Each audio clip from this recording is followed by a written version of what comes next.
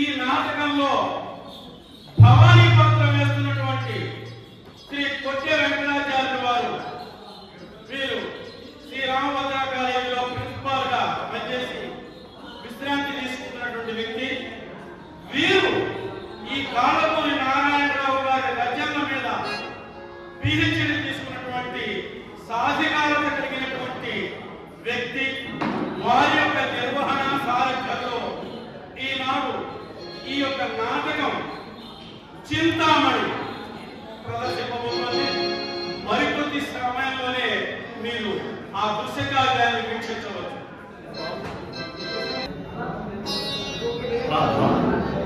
సందేహమేమి?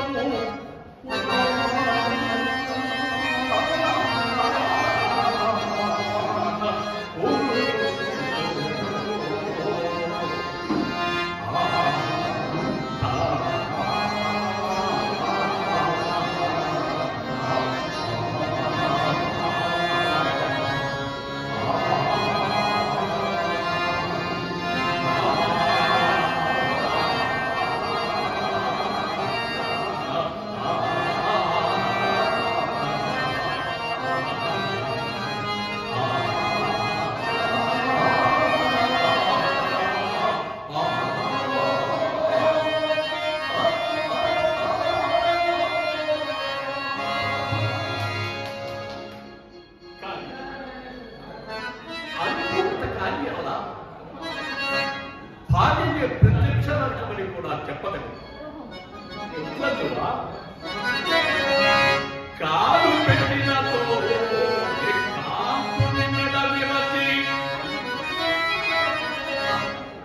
కాదు పెట్టినతో కాకుని మెడవిమతి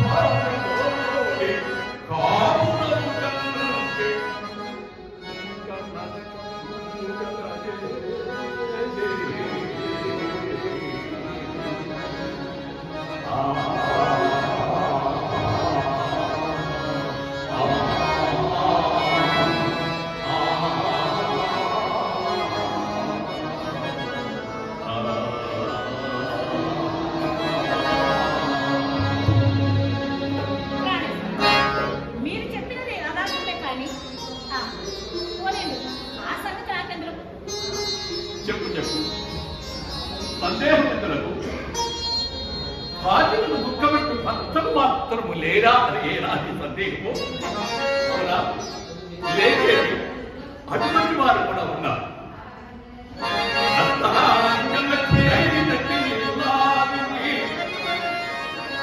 తమ ఇంటి దాసిగా తలదువారు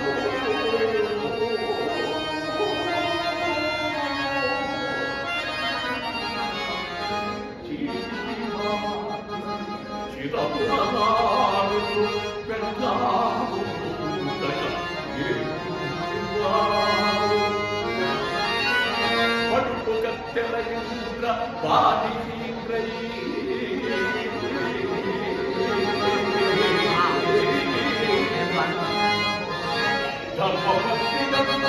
పండి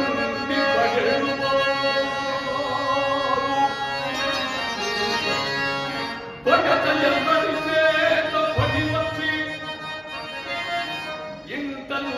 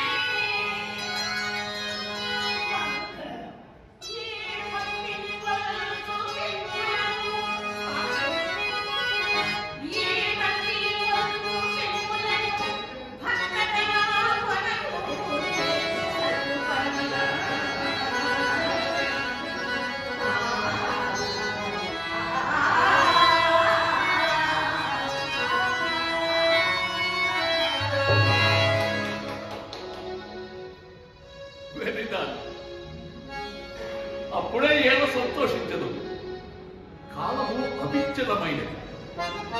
మరి వక్రబుద్ధిగల ఏమో ఎప్పుడు ఏ విధముగా మారును స్వామి చెప్పదాము కలి కలి చంద్రు బాధ కలి కలి చంద్రు కాటికా పడితే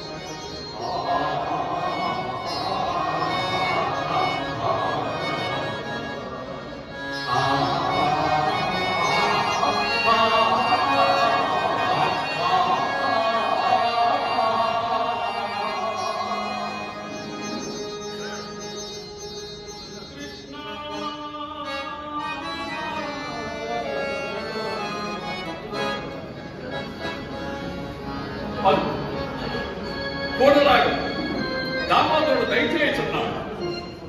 అలయం శంకను పుత్రుపై జనుపై అగ్రూపై కుబ్జపై నరుపై ద్రౌపదిపై కుటిలేపై నందప్రగత్రేణిపై పరమంగళం భవత్కుమారం నాపై కొందలాలి నీ చరణాగమున అన్నాను జగదీశా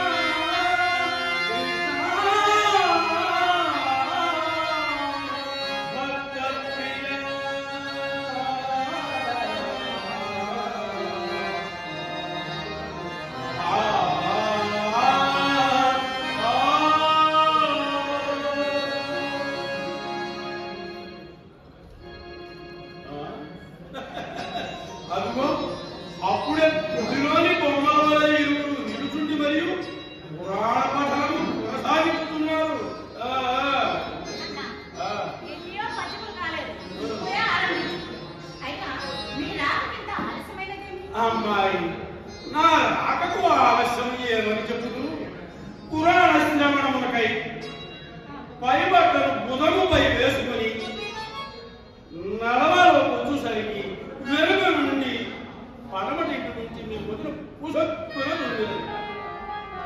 అంత ప్రభుత్వం ముందునకు మంచిదే అంటారు కదా అని మనిషి తలపెట్టుకొని ఇది గుమ్మంలోకి వచ్చింది కదా నా పెళ్లి ఎదురైంది. సరిపోయినది. అంతే ఆ బాధను గుర్రున వెనక్కి తిరిగి లోని కరిగి మీ వదిలను రెండు తిట్టి పై పంచలు దండెముపై వేసి సాపపై ఇంకొకసేపు విశ్రమించి మరల త్వరగా తిరిగి ప్రయాణమై శుభముఖంలోకి వచ్చింది కదా. మరొక దుశ్శకునమా ఏమి? కాక మరి ఇంకేమి నమ్మిన అంజారమ్మ కొత్త కొండ చేరనట్టుగా చక్కగా ఎదురు వచ్చినది. అంత అది చూసి నాకు అట్టే కోపం వచ్చేది. కానీ రెండు దుశ్శకునములు ఒక శిష్యకునములు సమానమున్న పెద్దల నాముడికి నెత్తికి వచ్చి హరినామస్మరణ చేసుకోవచ్చు చక్కగా వీధిలోకి వచ్చింది. కానీ ఏమి లాభం? దుశ్శకుల పనము ఊరికి లేకపోతున్నా ఏటి కడకు వచ్చేసరికి నా మాయమైన మిత్రమా, అయినను మీ తండ్రి గారి పట్టణమంతా విడిచి ఈ ఏటికి ఏమైనా కాపురం ఎందుకు పెట్టినో గాని రోజు వచ్చిపోవు లాంటి వాటకు కష్టంగా ఉన్నదిట. అంత గుండె బ్రద్దలు ఉన్నట్లుగా అరవగా అరవగా అరవగా నాలవాడు గొల్లు బాగా గూడిపడి నన్ను ఎవరో వేసినాడు. కానీ ఏమి లాభం? దాని తల్లి కొట్టు పొక్కిన ఫలం ఊరికినే పోవునా దయ్యం వలె మరణాలు ప్రత్యక్షమైంది. ఎట్లేమిటి మిత్రమా? వినవలసిన పురాణము కొంత వికలమైపోయినది. మిత్రమా, నీవు వినవలసినది ఏమీ మించిపోలేదు. ఇంకా నువ్వు నిన్నటి పతివ్రత ధర్మ కష్టములునే ఉన్నావు. అది అదే ముఖ్యముగా కావాల్సినది. అది మించిపోయినప్పటికీ మిత్రమా, నాకు ఒక సందేహం చెప్పు, అడగమందువా? నీవు పురుషుడు కదా? సందేహమా? మరి పతివ్రత ధర్మ ఘట్టముల పట్ల నీకెంత పావనమితులకు మిత్రమా, వెర్రివా, నా కొడకనుకుంటేవా? భార్యకు ఉపదేశించు నిమిత్తము ప్రపంచంలో ఎవరు పురాణములు వినరు, నీతి శాస్త్రములు చదివినరు, అవన్నీ పనులకు ఉపదేశించు నిమిత్తమే కదా. అవును, చక్కగా చెప్పిన మిత్రమా. ఇతరులకు మంత్రుడెరుపగా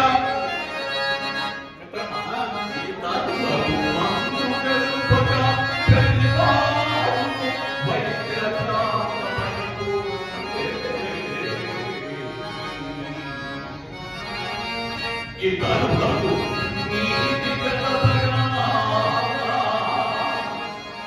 ప్రతివారు నీతి పాదం కలుగే.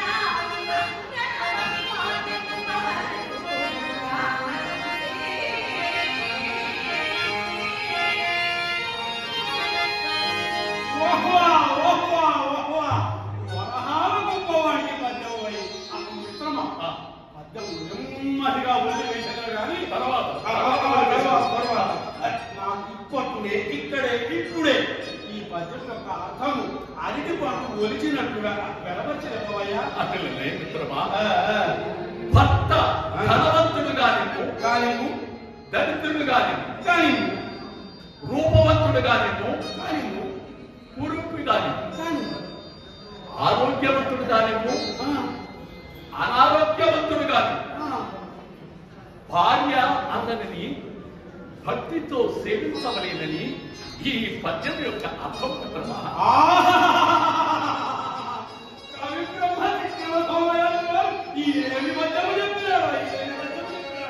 ఇప్పుడు అతడు బతికి పరలోకి పచ్చడు ఇప్పుడే ఇప్పుడే ఈ పద్యం మా ఇంటి దానికి వినిపించి అర్థం వివరించిందిరా. దాని నోరు మరి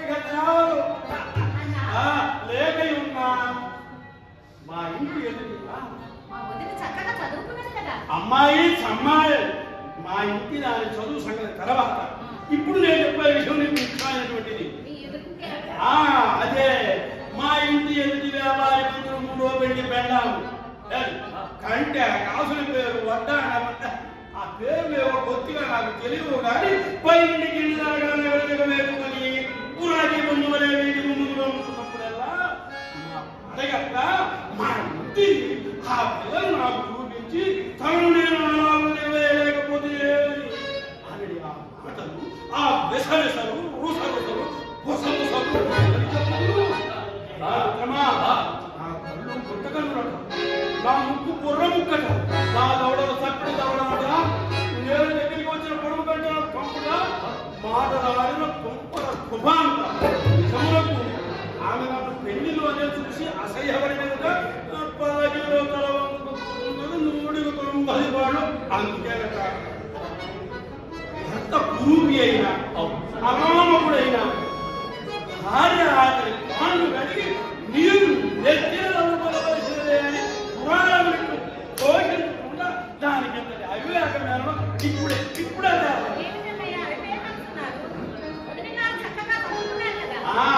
అందుకే దానికి ఎంత ఎదిరిపారు.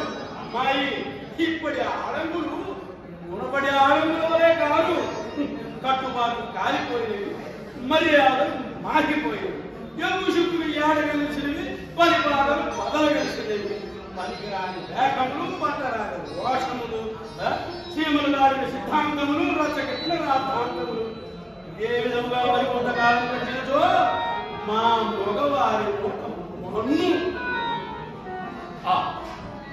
నాయన గారు ఇంకో పిలుచుతున్నాను. అయ్యా పచ్చుతున్నాను.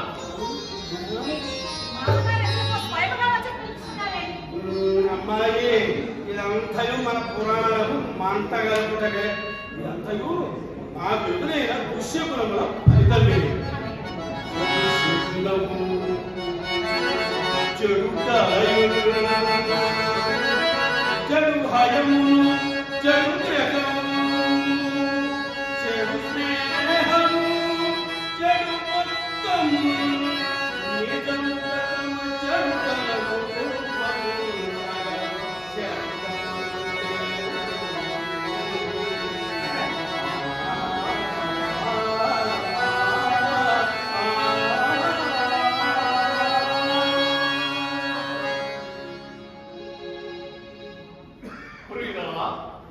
నేటికి పురాణం తాలించి దుస్తులు తీసిమో నేను వెంటనే శీఘ్రముగా రాజస్థానం మిత్రమా అప్పుడే అంత తొందర ఏమయ్యా?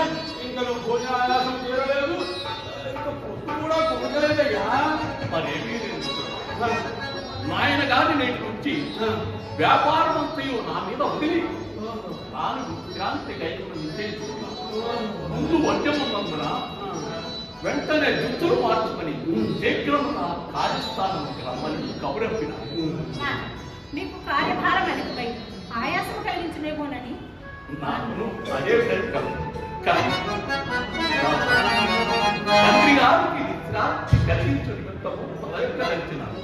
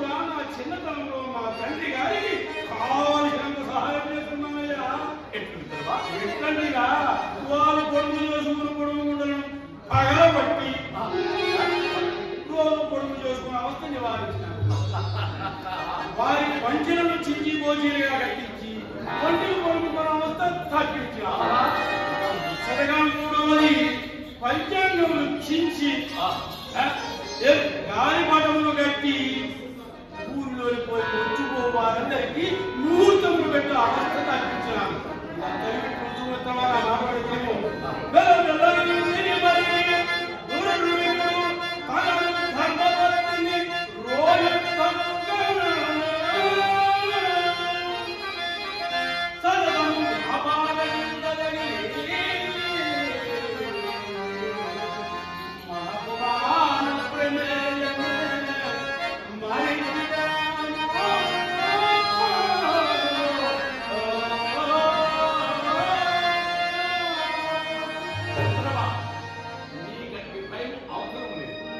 ఎన్ని కార్యములు పేదపడినను మన పురాణ గోష్ఠి ఎట్టి భంగము రాని కానీ ఇక నుంచి మన ఈ గోష్ఠిని రాత్రులకు